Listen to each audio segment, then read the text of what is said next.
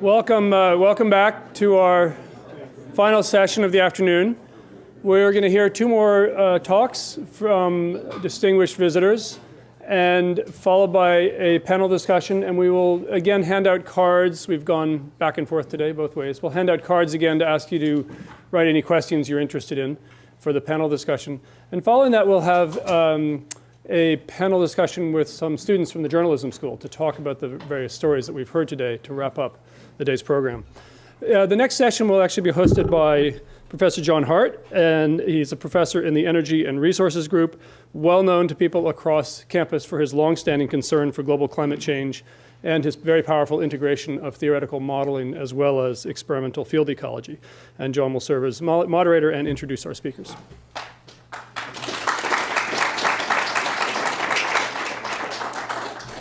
Thank you very much. Thank you for attending the afternoon plenary. There is no title to this plenary session, but three traits unite the two speakers, Ma Jun and Orville Schell.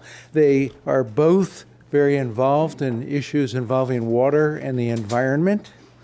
They are both very involved, of course, in China, and they both have a background in and a continuing involvement with journalism.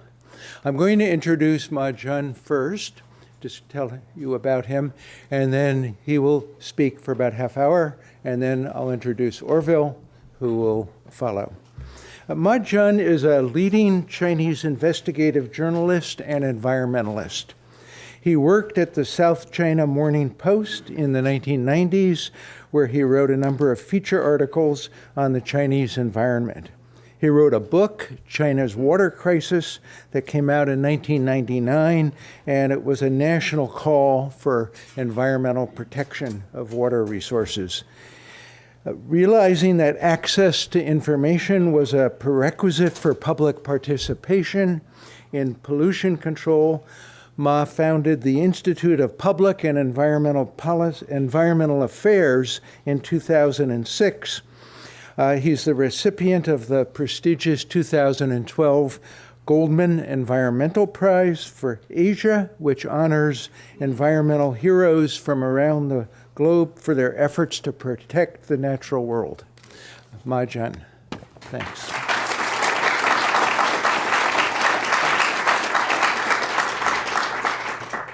Thank you, John, for your gracious introduction, and I appreciate this opportunity to come back to this great university. And today I want to share with you some of the water challenges in our country, which is quite a direct one, and also share with you some of the efforts made in our part of the world, and I particularly want to highlight some of the opportunities for all of us to come to work together to address those issues. The last 30 years have seen tremendous growth in our country, but this massive growth have also put a lot of pressure on our fragile environment and ecosystem. When it comes to water, there are three major water challenges: water pollution, water shortage, and also the degradation of our water ecosystem. When it comes to pollution, many of our rivers and lakes have been contaminated like this. You know, the Lake Tai, Lake Chao, and Lake Dianchi, and we have seen very persistent water pollution. And it's not just the rivers and lakes, it's not just the surface water, but the groundwater as well. The recent revelation of the fact that about more than 50% of the monitored wells in nearly 200 cities have been found either bad or very bad, and the water quality have aroused a lot of concerns because groundwater is being used for drinking and also for farming in many parts of China. And pollution. When it comes to pollution, of course, the biggest impact biggest hazards it will be on public health when 300 million rural residents still don't have access to sufficient safe drinking water, and when increasingly the urban the drinking water source for our cities have been contaminated, and there's definitely a health concerns behind that, and also because of the irrigation of all this water, wasted water. I mean, some of the wastewater even be used for irrigation and unsafe disposal of all this hazardous waste. Our soil contamination is getting serious, and every year we got 12 million tons of crops contaminated by heavy metals, and that raised a lot of concerns over food safety. And obviously, such widespread water pollution have also threatens our social stability. Every year we got all these so-called collective incidents occurring in different parts of China.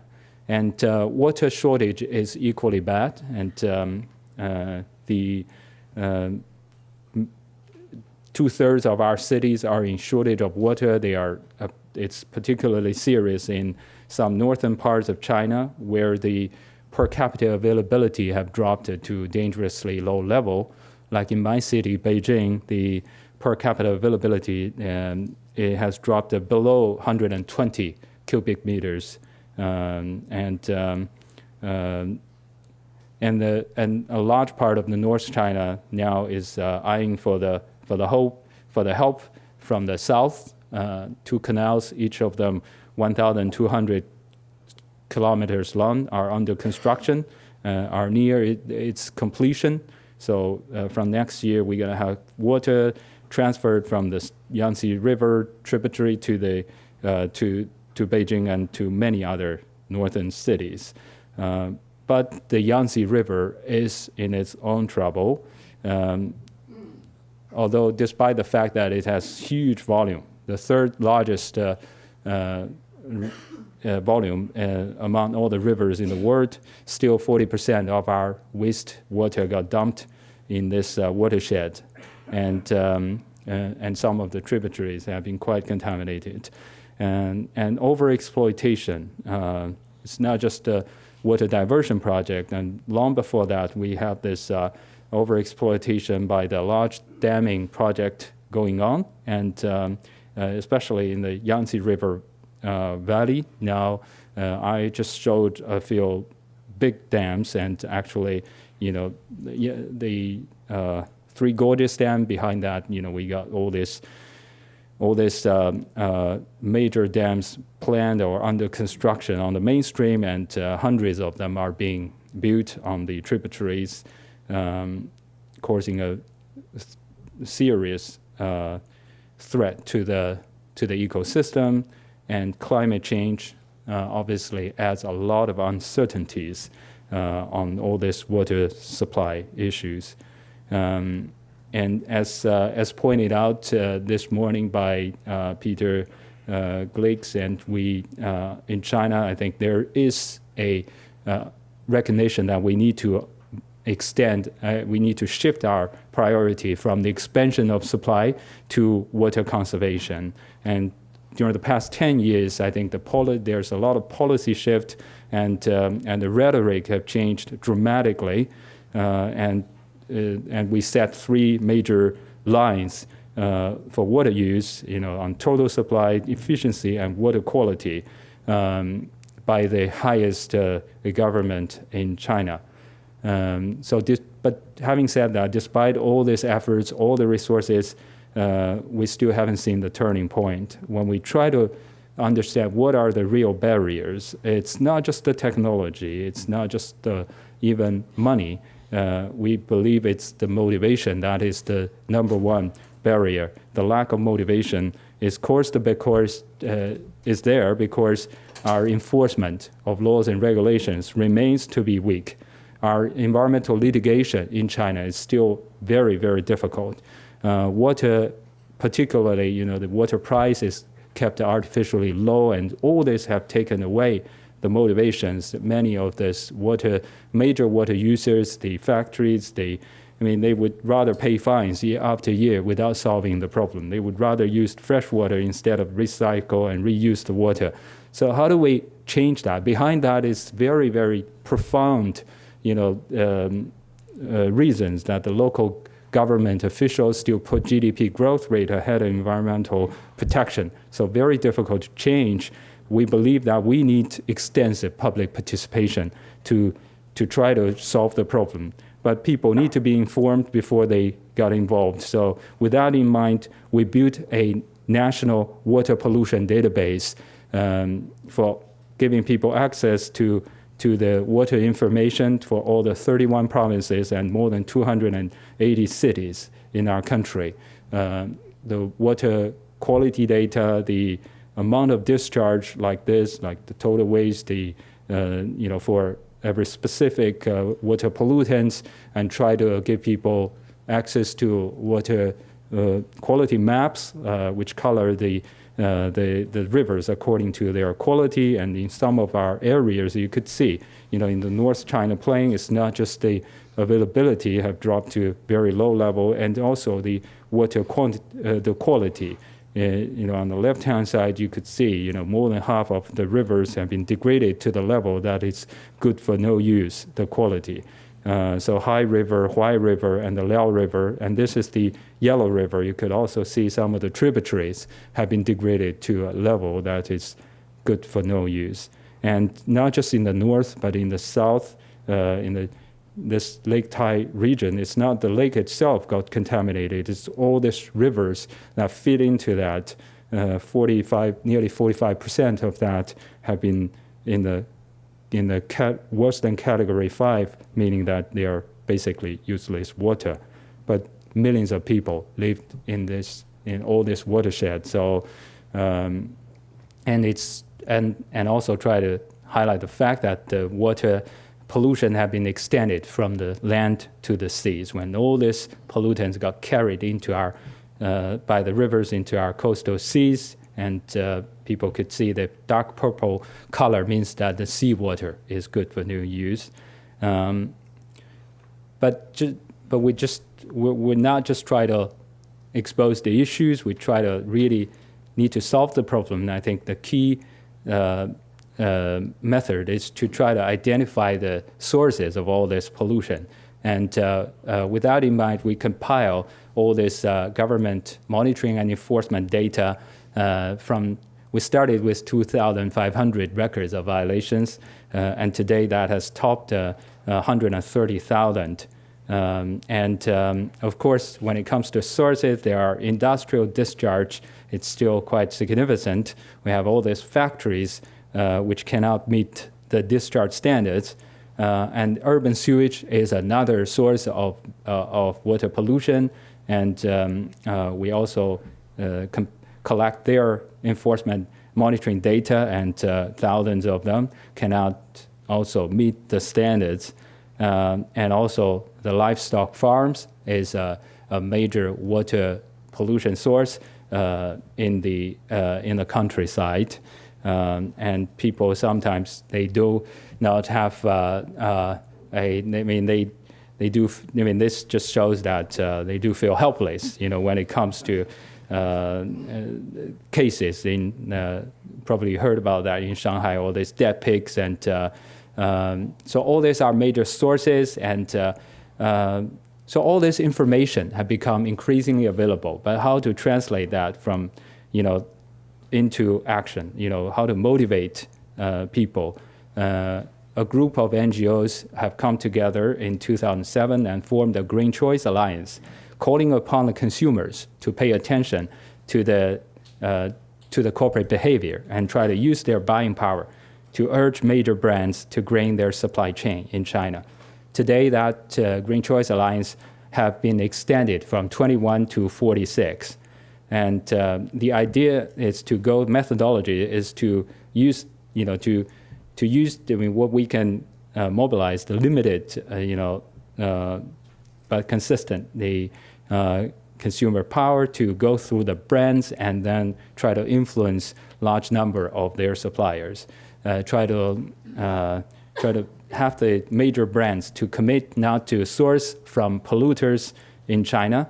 But before, they have the excuse that we don't know who are polluting, who are not. So when we come to China, we just buy from the cheapest. But now that's no longer true. Type in the keyword of any given supplier, they could pull out the pollution records in our database. And there's a group of companies who kind of started doing that from the early days, but not all the brands are so willing to face all this data because it's still about it's very much about cost. Many of them would say that we don't want to touch it because all these issues behind that could be really big and costly to fix. So we believe we need to engage not just individual brands, but try to engage the industry. With that in mind, we started engaging with the IT industry in 2010. After months of engagement, 28 out of 29 say that, have started some recognition and some dialogue with the NGOs, but there's one brand at that time, which is Apple, which claimed that they have a long-term policy not to disclose the supply chain. So even with very specific findings of the polluting suppliers, so we have to delve deeper into this case, and through the investigation, we found that when the demand picked up, when the supply chain got extended, we do have not just the pollution got extended, but people, the communities are really suffering from all this pollution, and with the report, with the videos posted on social media, published on internet, and we do have the active consumers, the young people. They took their action and calling for the greening of the cell phone. There's many of them write letters to the company saying, "I love your products, but can't accept the fact that you don't want to handle the issue of water pollution, the pollution discharge." So we witnessed the pollution, during this process. In this case, we've, on this lake, the lake got so much contaminated. Not just it looks extremely murky and almost like a Milky Way, but also, through our testings, heavy metals got into the sediment. We found that probably, for decades, the problem will persist and cannot be resolved. But then, through all these efforts, eventually, Apple turned around and started discussion and started driving, use their buying power to motivate their suppliers. And after 1.5 years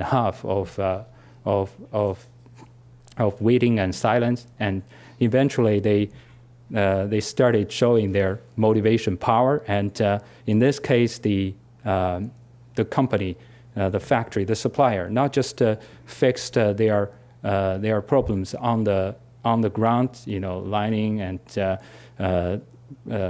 stop all this heavy metal discharge on the ground, but also on site. But also they dredged the lake, and actually, it's quite a engineering wonder how they managed to try to get rid of all these metals from the sediment.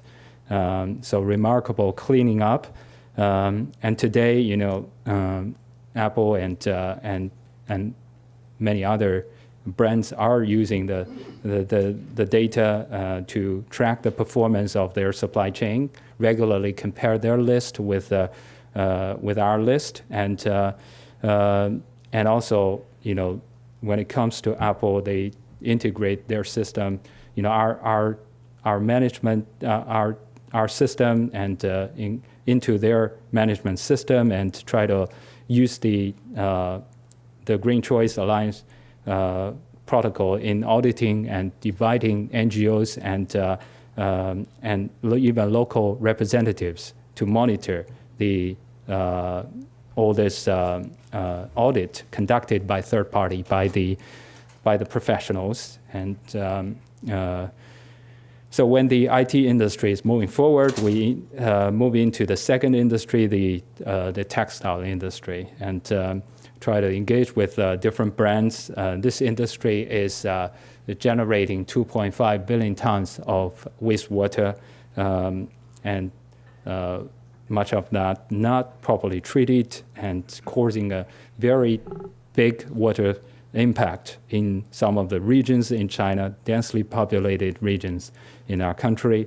And when they claim that they move into sustainable apparel, we highlight that they actually got a critical blind spot because they had just handled a tier 1 supplier, while the dye houses are the real problem. And some of them claim they have zero waste policy and all this, but in reality they don't even know, who are their dye houses are, and the dye house generate more than 80% of all this waste, and so through all these efforts, companies like Marks and Spencer and others, at the beginning they don't quite recognize this issue, but gradually they understand after we published our 2 reports on this, and eventually some of them have turned to good practice, and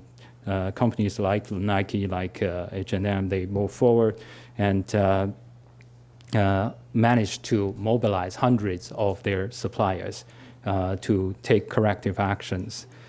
So together, with our partners, we managed to study our ranking, and we assessed their performance in their supply chain management, how responsible they manage their supply chain. Started with compliance, but moved to data disclosure and the extension into upstream, identify the key areas of impact. So different companies, these are the top 40 some companies which are doing some of the work, but we still have huge gaps there. So some of them still don't quite want to face all this issue, even with the solid data available. So with that, we are trying to get seek partnership with our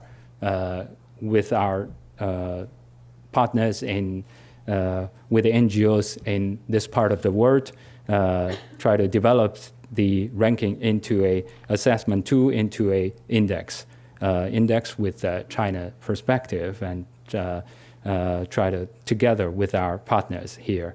And all this have motivated efforts have motivated, as I said, many companies to on the list started coming to the NGOs. Most of them explain what went wrong, how they try to fix their problem, providing all this documents and monitoring data, which they used to take as their confidential information. And some of them started opening their door to invite local people and local communities and NGOs to start to conduct third-party audit, and with a report fully published, of course, taking out all this confidential commercial secret part. And today, more than 1,000 of these factories responded, and all their response, all their feedback are publicly available on our website. Having said that, there are still more than 100,000 of them in our database, and this probably still just the tip of the iceberg, considering the limited disclosure in China. So we definitely need to scale up all these efforts in our country. We need to find more levers, like leverage, such as the investment, and to have the public go through the investors and listed companies to try to influence the polluting factories. So we developed another tool which allows the investors to type in the ticker code and pull out all these pollution records of the more than 900 listed companies in China, and increasingly going to be listed, those companies listed abroad but have operations in China. but fundamentally, I think all this corrective actions are based on the extension of transparency and started with government transparency, but we trust that we need to extend that to the corporate disclosure. And just like in this part of the world, which started the toxic release inventory in the late 1980s, and I had the honor to meet with Lisa Jackson, and Minister Jackson talked about all the success about the Community Rights to Know Act. How important that is in combating the pollution in America, and we study also the pollution release and transfer registry in Europe, and increasingly it has been extended to Canada, to Australia, even our neighbors like Japan and Korea. But now China has discharged more of this waste. We are the factory of the world, and our factories still don't have to disclose all this very important data, and which is important to the local communities. It's still huge gaps here, and some of our partners, one by one, they're not satisfied. They decided to take their own actions to try to help identify all these sources. So one by one, we launched a Take a Picture and Locate a Polluter program, so they can use their smartphone to take a picture and upload that on the Chinese social media, and then through that we can locate all these polluters on the digital map. Altogether, 15,000 of polluters, among millions of polluting sources, this 15,000 discharge more than 65% of the wastewater, water emission, and air emission, and heavy metals.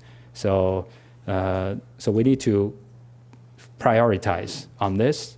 We don't, not just where they are, but our dream is that, pushing for a expansion of disclosure based on this. And so from the March of this year, 26 NGOs, including us, launched a total transparency initiative calling for the government to push for a total disclosure of all this enforcement data, monitoring data, including the real-time disclosure of the online monitoring data. China spent huge amount of resources to install all this online monitoring, so far not shared with the public.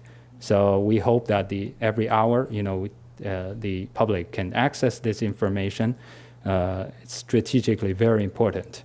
And of course, the PRTR system need to be built up, and the disclosure of the full EIA report.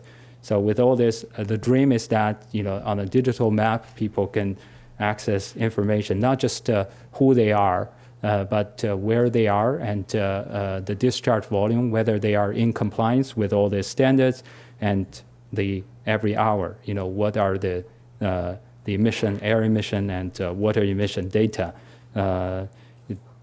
And I want to close by just saying that our challenges when it comes to water pollution, our challenges are real, and it's severe. It matters not just to this generation, but the generations to come. When we laid all these toxics and metals into our waterways, get into the aquifer, the soil, it will take generations to really try to solve the problem. And we still have gaps in our governance, in our management, the weak enforcement, the high difficulties in environmental filing, environmental lawsuit. All these are our gaps. But we have made some social progress in China. The rising public awareness, the expansion of government transparency, and the increasingly more active social NGOs and China's own foundations, all these have created a possibility for us to transform our top-down environmental decision making and management system into a more open and participatory governance where the government, corporations, and public can come to work together. And through the talk, I believe that you have also seen, some of these issues are not just, it's our own issue. When it comes to water, it's very local, but it's also part of this global big picture. We have the supply chain, China as the manufacturer workshop of the world, all these brands, the IT, the textile, and in the future other industries are, I think, all of you probably, in your life could have some something to do with those brands, and also this today we had so much discussion about climate change, and the very fact is that China burns half of the world's coal. I think if we don't do something, that the projection is that the consumption going to double by 2040. So I think that's the big picture that we have to, face. And I think there are chances for us to come together, taking advantage of the increasing available data. From the country as close as China, a country even like China, there are all this data available. And if we can come together to make our joint efforts, I think there's still a possibility for us to solve all these serious local and global environmental challenges. I'll stop here. Thank you.